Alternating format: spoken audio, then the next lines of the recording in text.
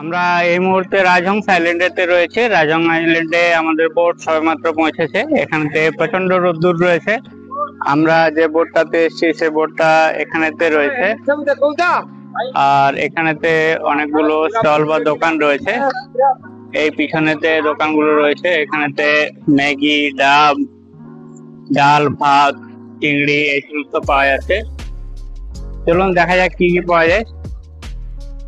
এখানেতে দেখতে পাচ্ছি মাছ রয়েছে। এখানেতে চিংড়ি মাছ রয়েছে, এগুলোকে ঝিঙ্গা বলা হয় উড়িষ্যাতে। পাশেতে কাঁকড়া রয়েছে, এটা এক ধরনের কাঁকড়া রয়েছে। পাশে অন্য আরেকটা ধরনের কাঁকড়া রয়েছে। এখানেতে এটা ভেটকি মাছ রয়েছে। এগুলো এখানেতে রান্না করে খাওয়ানো হয়। যারা খেতে চাইবেন তারা এখানে এসে যোগাযোগ করে এদেরকে জানাবেন, তাহলে এরা বানিয়ে দেবে আপনাদের জন্য। এদিকে রাস্তা দিয়ে সমুদ্রেতে যাওয়া যাবে। আমাদের সাথে যারা এসে তারা সব এখানেতে বসেছে। এখানেতে ডাবের জল পাওয়া যাচ্ছে। কত করে ডাব? ডাব কত করে? ডাব কত করে? 40, 50, 60, 80। 40, 50, 60, 80। इस पॉइंट का नाम क्या है? सी माउथ राजहंस आइलैंड। और यहाँ क्या क्या खाने को मिलता है? चिंगड़ी, माछा, कंकड़ा, डाबू, बिस्किट। अच्छा, भाता भाता मिलता है। चावल मिलता है। अच्छा, और कंकड़ा वाला देखने के लिए क्या क्या है इधर? समुद्र देखने, बंगोपसागर। और किस तरफ से जाना है? 5 मिनट लगेगा। नहीं, रास्ता किधर है? रास्ता इधर सीधा जाना है। ठीक है, ঠিক আমরা এখান থেকে নারকেল জল খেলাম, সঙ্গে নারকেলও পেলাম। এখান থেকে এগিয়ে যাচ্ছি বে অফ বেঙ্গল দেখার জন্য।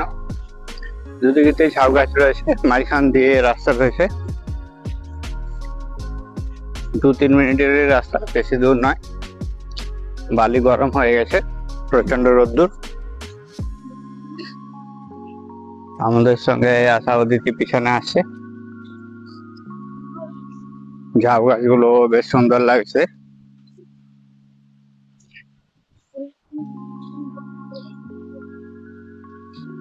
দেখা যাক লাল কাঁকড়া দেখতে পাওয়া যায় কিনা।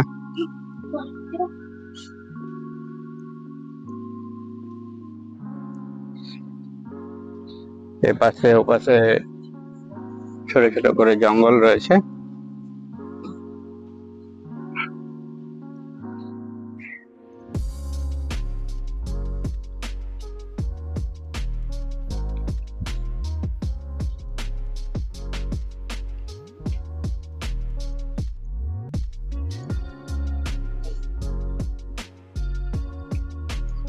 দুপাশে তো এরকম ঝাউ গাছ রয়েছে।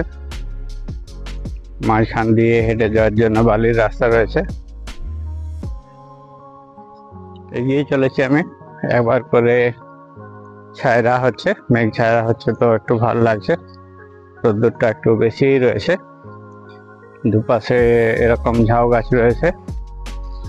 ঝাউ গাছের পাশ দিয়ে এগিয়ে চলেছি। রাস্তায় বালি আছে, বালিটা গরম হয়ে গেছে। খালি পায়ে হাঁটাটা খুবই অসুবিধা। আবার রোদ্দুর চলে এলো। রোদ্দুরটা বেশ কড়া রয়েছে। একটা বেশ সুন্দর প্রজাপতিকে দেখতে পেলাম। ক্যামেরার সামনে আস্তে আস্তে প্রজাপতিটি উড়ে গেল।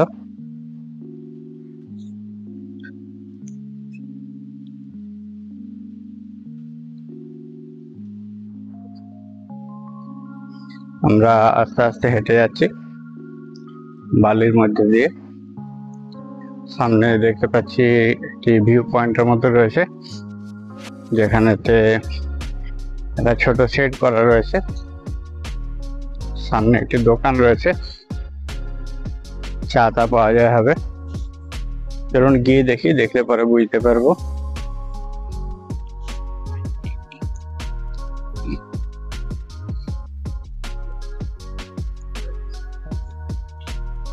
চিল্কা লেকের এই জায়গা থেকে বে অফ বেঙ্গল রয়েছে।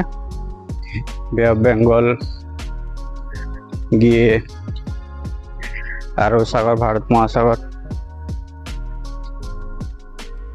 মিশবে।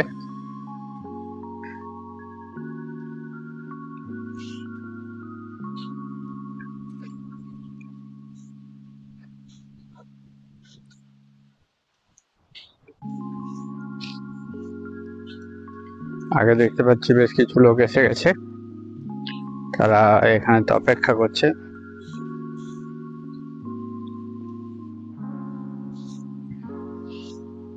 দুটো স্টল রয়েছে, দেখছি এখানে কি ধরনের খাবার দাবার পাওয়া যায়। সমুদ্রের জল বেশ পরিষ্কার রয়েছে, নীল রঙের রয়েছে। এক জায়গায় শশা বিক্রি হচ্ছে, আরেক জায়গায় চা তৈরি হচ্ছে। এখানে হাওয়াটা ঠান্ডা হাওয়া আছে, আগে হাওয়াটা যেন গরম ছিল।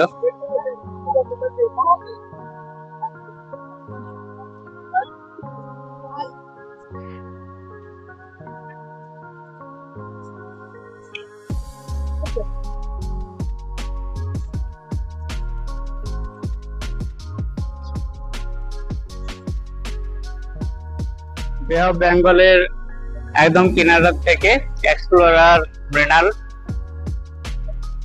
ব্লগ করছি। দেখতে পাচ্ছি সমুদ্রের গর্জন, শুনতে পাচ্ছি প্রচন্ড গর্জন হচ্ছে। এখানেতে অনেক লম্বা সমুদ্রের কিনারা রয়েছে, পাশেই দুই চারটে দোকানপাট রয়েছে। দোকানপাট গুলোতে বসারও ব্যবস্থা রয়েছে। এখানেতে চা, কফি, ম্যাগি, শসা এই জাতীয় সমস্ত খাবার গুলো পাওয়া যায়। যেদিকে তাকাচ্ছি সেদিকে দেখতে পাচ্ছি বেশ সমুদ্র রয়েছে বড় সড়ো, এবং সমুদ্রের খুব গর্জন পাওয়া যাচ্ছে। আমি আমার পিছন দিকে সমুদ্রের গর্জন শুনতে পাচ্ছি। চ্যানেলটিতে নতুন হলে চ্যানেলটিকে সাবস্ক্রাইব করে আমাদের পাশে থাকুন। ভিডিওটি সম্পূর্ণ দেখুন, পছন্দ হলে অবশ্যই একটি লাইক করে দিন। মাঝের অংশে যে ঝাউবনের রাস্তাটা ছিল ওখানে একটু অপেক্ষাকৃত গরম ছিল, এখানে সমুদ্রের ঢেউ আসার জন্য অপেক্ষাকৃত অনেক ঠান্ডা রয়েছে। ভিডিওটি আপনাদের কেমন লাগছে কমেন্ট করে জানাতে ভুলবেন না। আপনাদের কমেন্টের অপেক্ষায় রইলাম। আপনাদের একটি কমেন্ট আমাদের জন্য খুবই গুরুত্বপূর্ণ, পরবর্তী ভিডিও বানানোর জন্য উৎসাহ দেয়। দেখতে থাকুন, সঙ্গে থাকুন।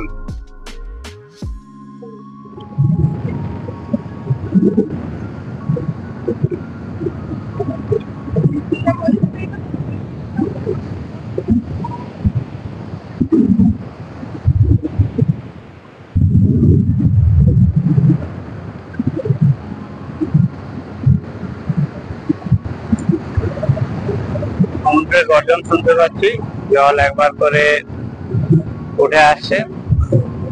সমুদ্রটি খুব সুন্দর লাগছে, জলের রং একদমই পরিষ্কার, ঢেউ নিয়ে আসছে বারবার কিনারার দিকে। আমি একটু অপেক্ষাকৃত উপরে রয়েছি, তাও জল আবার উপরে উঠে চলে আসছে।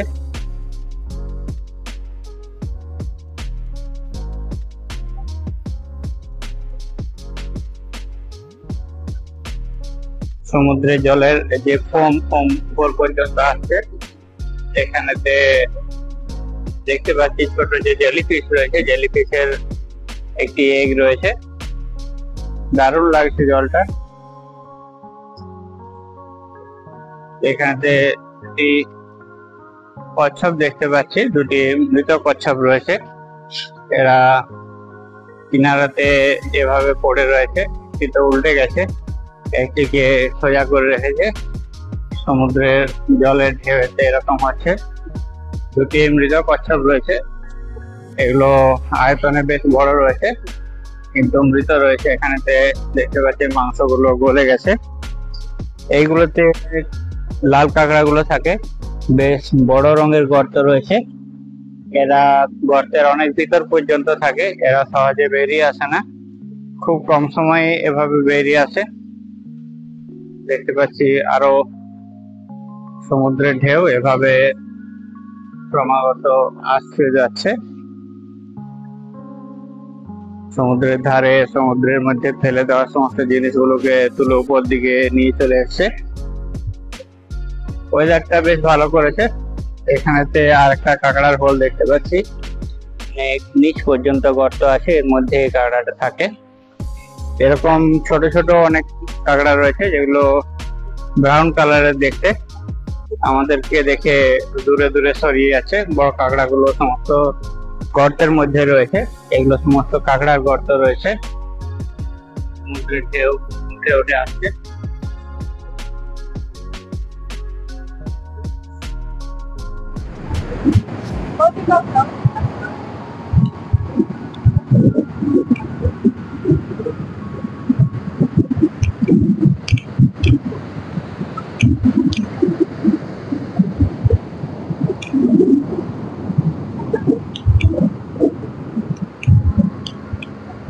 দারুণ লাগছে সমুদ্রের ঢেউগুলো। আপনাদের কেমন লাগছে সমুদ্রের এই ঢেউটি, বে অফ বেঙ্গলের সমুদ্রের ঢেউ? অবশ্যই কমেন্ট করে জানান। একদম পায়ের সামনে পর্যন্ত ফোম হয়ে চলে আসছে সমুদ্রের ঢেউ।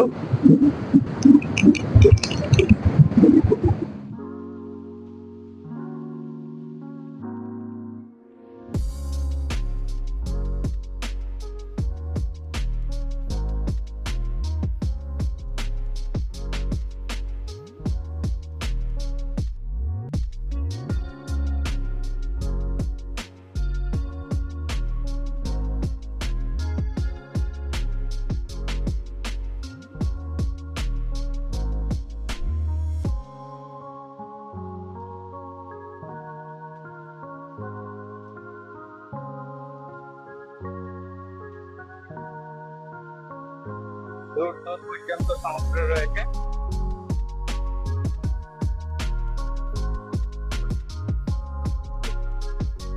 এদিকে তো যেখানেতে নদী মোহনাতে মিশেছে সেটা রয়েছে চিল্কা লেক, সাগরের স্থল রয়েছে এখানেতে চিল্কা লেক মিশেছে। ওই জায়গায় জলটা অবশ্যই স্থির। যত দূরে তাকানো যায় মনে হচ্ছে যেন জলটা আস্তে আস্তে উঁচু হয়ে গেছে। অ্যাকচুয়ালি এটা পৃথিবীর যে শেপ হয় সেই শেপের অনুযায়ী জলটা রয়েছে। জলটা সারা পৃথিবীতেই রয়েছে, পৃথিবীর তিনটে জলাধার স্থল। মধ্যাকর্ষণ শক্তির জোরে জলটাকে টেনে রাখে পৃথিবীর মধ্যে, পৃথিবীর বাইরে থেকে জলটা বেরিয়ে আসে।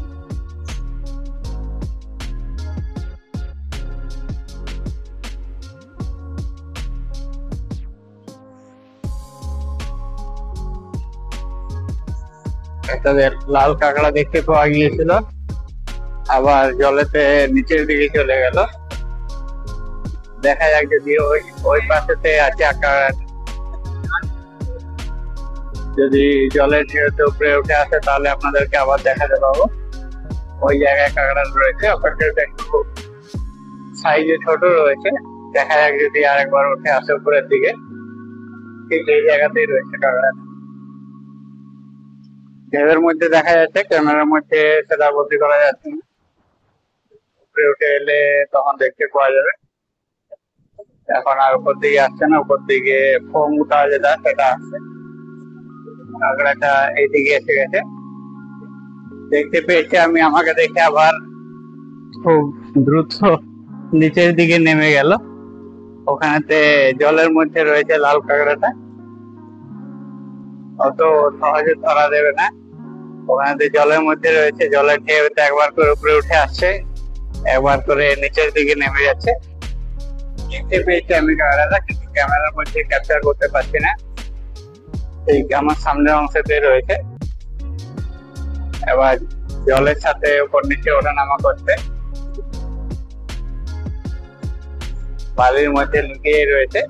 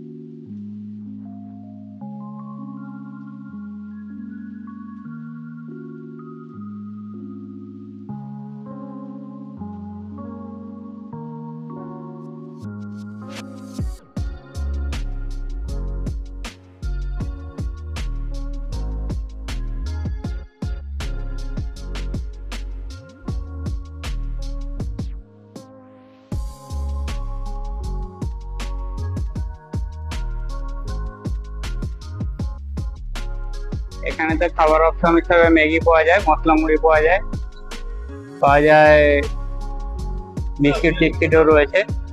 আর हाँ, प्याज टमाटर डाल के मैगी बनाया जा रहा है। ये सैंड है और झावन है। इस तरफ एक अंकल है जो खीरा बना रहा है। শসা পাওয়া যায় 20 টাকা করে, ম্যাগি 2 প্যাকেট 5 টাকা প্যাকেট, 2 প্যাকেট করে 50 টাকা করে নেয় একটা ম্যাগি। চলুন খাওয়া যাক ম্যাগি বানিয়ে। আমরা আর একবার দোকানের ওনারের সাথে কথা বলে নিলাম, জেনে নিলাম এখানে কি কি পাওয়া যায়। সমস্ত রকমের জ্যান্ত চিংড়ি এবং কাঁকড়া, জ্যান্ত মাছ এবং কাঁকড়া আপনাদের জন্য তৈরি করে দেওয়া হয়। 15 থেকে 20 মিনিটের মতো সময় লাগে। গরম গরম যারা খেতে চাইছেন তারা অবশ্যই যোগাযোগ করে কথা বলে আপনার পছন্দ মতো ডিশ বানিয়ে খেতে পারেন। আপনি যেরকমভাবে বানাতে বলবেন সেরকমভাবেই ওরা বানিয়ে দেবে। এরপর আমরা এখান থেকে বেরিয়ে যাচ্ছি। এখানেতে যে ফ্রড হয় সেই ফ্রডের এখানে নমুনা দেখতে পাচ্ছি। কোরাল থেকে বিভিন্ন রকমের স্টোন বার করে এরা বিক্রি করে যারা রাজহংস আইল্যান্ডে ঘুরতে যায়। সরকারের তরফ থেকেও ব্যবস্থা থাকে ইন্ডিভিজুয়াল পার্সনের থেকেও। যেগুলো ডুপ্লিকেট হয়, যেগুলো 15 থেকে 20 টাকা দামে পাওয়া যায় লোকাল মার্কেটে, সেই ডুপ্লিকেট বিভিন্ন ধরনের স্টোনস এবং যে ইয়েগুলো থাকে, পাথরগুলো থাকে, সেগুলোকে ভিতরেতে প্ল্যান্ট করে এভাবে ফেটে দেখায় এবং বিক্রি করে। এখানে এই মুক্তগুলো বিক্রি হয় 500 থেকে 1000 টাকা পর্যন্ত, যেগুলো অরিজিনালি দাম থাকে 10 থেকে 20 টাকা। স্টোনেরগুলো এর মধ্যে ইমপ্লিমেন্ট করে বিক্রি করতে থাকে। চোখের সামনে আপনাকে বার করে দেখিয়ে দেবে। এই দেখুন, একখানা বার করে দেখিয়ে দিল। এগুলো সমস্ত ন্যাচারাল বলে বিক্রি করে, বুঝিয়ে দেয় এর একটু চ্যাপ্টা শেপ রয়েছে, এর একটু চোখ রয়েছে, কিন্তু এগুলো কোনোটাই অরিজিনাল নয়। এখান থেকে এই সমস্ত জিনিসপত্র কিনে ঠকবেন না। হাজার মানুষ ঠকেছেন, হাজার টাকা দিয়েছেন। কেউ 400 টাকার থেকে, কেউ 16,000 টাকা, বিভিন্ন দামে এদের কাছ থেকে এই সমস্ত জিনিসগুলো কেনেন। আপনারা আগে ভাগে জেনে রাখুন, এখান থেকে কোনো দিনও কোনোভাবে কোনো জিনিস কিনবেন না। কিনলেই ঠকবেন এবং পরবর্তী সময় বুঝতে পারবেন যে আপনি যে জিনিসটি বিশ্বাস করে নিয়ে এসেছেন সেটি ডুপ্লিকেট রয়েছে। আমরা নেব না বলে জানিয়ে দিলাম, তাতে অখুশি হলো এবং বাকি যে কোরালের থেকে স্টোনগুলো বার করে দেখানো ছিল সেগুলো আর সে দেখালো না। অন্য আরেকজন কোরালের থেকে স্টোন বার করে আমাদেরকে এভাবে দেখালো। এটি নবগ্রহ রয়েছে, যেটি জলের মধ্যে দিলে সেখান থেকে লাইট রিফ্লেকশন হয়। দেখতে সত্যিই সুন্দর, কিন্তু 18 থেকে 20 হাজার দাম দিয়ে কেনার মতো নয়। যেগুলো পাওয়াই যায় না কোরালের থেকে, সেটিকে কোরাল থেকে অরিজিনালি পাওয়া যাচ্ছে বলে ক্লেম করে বিক্রি করে। আমরা রাজহংস আইল্যান্ড থেকে ঘুরে এলাম, ঘুরে এসে আমরা সবাই খুশি। এগিয়ে চলেছি গাড়ির উদ্দেশ্যে। চলুন আপনাদেরকে ভুটভুটির আওয়াজটি একবার শুনিয়ে দিই।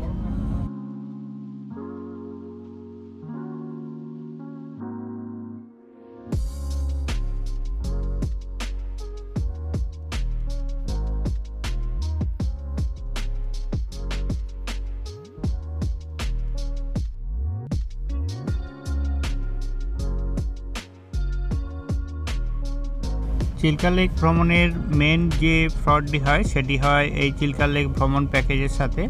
আপনাকে বিভিন্ন পয়েন্ট দেখাবে, ডলফিন দেখাবে, এই সমস্ত বলে আপনার কাছ থেকে 5,500 6,500 টাকা পর্যন্ত চার্জ করতে পারে। অ্যাকচুয়ালি চার্জ অত বেশি কিছু হয় না, অ্যাকচুয়ালি চার্জ 3200 টাকার মতো করে হয়। আপনাকে যে গাড়িতে করে নিয়ে আসে সেই গাড়িওয়ালার কার্ড থাকে, নৌকার যার রয়েছে তার কার্ড থাকে, নৌকার যে ড্রাইভার রয়েছে তার কার্ড থাকে, টিকিট কাউন্টারের আলাদা কার্ড থাকে এবং লোকাল ডেভেলপমেন্ট বোর্ডের আলাদা কার্ড থাকে। সব মিলিয়ে অনেক বেশি চার্জ করা হয় প্যাসেঞ্জারদের কাছ থেকে। একটুকু দরদাম করে নিতে হবে। আমরা 6,600 টাকার যে প্যাকেজটি ছিল সেটি আমরা 4,000 টাকাতে বুক করেছিলাম এবং ঘুরে এলাম। সবাই দরদাম করে না, সেই জন্য বাকি লোকেরা ঠকে যায়। আমরা দেখতে পাচ্ছি সমুদ্রের মধ্যে যে পাখিগুলো থাকে সেই পাখিগুলো এখানেতে রয়েছে। খাবার দিলে এরা আপনার একদম ক্যামেরার সামনে উড়ে চলে আসে। প্রচুর সংখ্যক এই পাখিগুলো রয়েছে। আমরা যাওয়ার সময় এগুলোকে ক্যাপচার করেছিলাম। বোটে ওঠার আগে ওখান থেকে খাবারের দানা সংগ্রহ করে নিতে পারেন। 5 টাকা এবং 10 টাকা করে প্যাকেট রয়েছে। খাবারগুলো ছড়িয়ে দিলেই ওই পাখিগুলো সমস্ত উড়ে আসে। এগুলো সিগুল বার্ড রয়েছে। দেখতে পাচ্ছি এখনো বেশ কিছু ভ্রমণার্থী এরকমভাবে বোট প্যাকেজ নিয়ে এখান থেকে বেরিয়ে যাচ্ছেন। আমরা একদম সকাল সকাল এসেছিলাম, সেই জন্য এখন রিটার্ন করছি। আমাদের বোট যেখান থেকে ছেড়েছিল আমরা সেই জায়গাতে রিটার্ন করে গেছি। অবশ্যই দরদাম করে বোটের ভাড়া ঠিক করবেন, তাছাড়া আপনি 2000 টাকা পর্যন্ত ঠকে যেতে পারেন। এখান থেকেই ছাড়ে।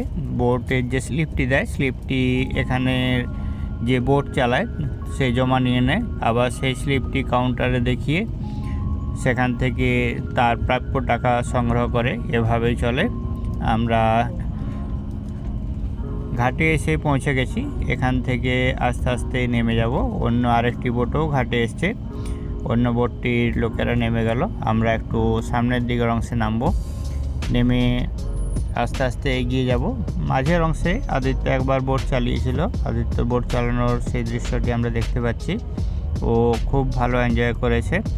আপনি চাইলে আপনারাও নিজেরা বোট চালিয়ে নিতে পারেন। একটি মেশিন রয়েছে, তার সাথে একটি স্ট্যান্ড লাগানো থাকে। ওটি জলের মধ্যে ফ্যানটি চালিয়ে বোটটিকে চালানো হয়।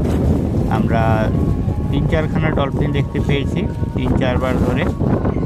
দেখতে পাচ্ছি বোটে কালারিংয়ের কাজ চলছে। বোটটিকে সাইড করে রাখা হয়েছে, রিপেয়ারিংয়ের কাজ চলছে। এরকম অনেকগুলো ঘাট রয়েছে। কোন ঘাটে কীরকম প্রাইস হয় সেগুলো ওই ঘাট নিকটবর্তী যে গ্রাম রয়েছে সেই গ্রামের যে অফিস রয়েছে সেখানকার লোকেরাই ডিসাইড করে। অবশ্যই তাদের সাথে পরিষ্কার কথাবার্তা বলে দরদাম করে তবে গিয়ে বোট ভাড়া করবেন। গাড়ি অনুযায়ী বোট পাওয়া যায়। তাছাড়া উড়িষ্যা ট্যুরিজমের যে বাসগুলো রয়েছে বাসগুলোতেও আপনি যেতে পারেন। সেক্ষেত্রে গ্রুপে গ্রুপে বোটগুলো পাওয়া যায়। 14 থেকে 16 জন নিয়ে একটি গ্রুপ তৈরি হয়। ওই ক্ষেত্রে পার পার্সনের জন্য 350 টাকা করে বোটেতে চার্জ করে এবং গাড়ি ভাড়াও চার্জ করে 350 টাকা করে। গাড়ি ভাড়াটি কমিয়ে 200 টাকা পর্যন্ত নিয়ে আসা যায়। আপনি পুরীতে যে জায়গা থেকে টিকিট বুক করবেন অ্যাডভান্সে, সেখানে আপনাকে কথা বলে দরদাম করে গাড়ি ভাড়াটি কমিয়ে নিয়ে আসতে হবে। আমি আমার জানা এবং আমার অভিজ্ঞতা সম্পর্কিত সমস্ত ইনফরমেশান আপনাদের সাথে শেয়ার করলাম। আশা করি আপনাদের ভালো লাগলো। ভিডিওটি আপনাদের কেমন লাগলো কমেন্ট করে জানাতে ভুলবেন না। সম্পূর্ণ ভিডিওটি দেখার জন্য অনেক অনেক ধন্যবাদ। সবাই ভালো থাকুন, সুস্থ থাকুন। আমরা গাড়িতে চড়ে পড়েছি, রিটার্ন করছি হোটেলের উদ্দেশ্যে। চ্যানেলটিতে নতুন হলে চ্যানেলটিকে সাবস্ক্রাইব করে আমাদের পাশে থাকুন। সবাই ভালো থাকুন। ভিডিওটি দেখার জন্য অনেক অনেক ধন্যবাদ। দেখা হচ্ছে পরবর্তী আরেকটি ভিডিওতে। সবাই ভালো থাকুন।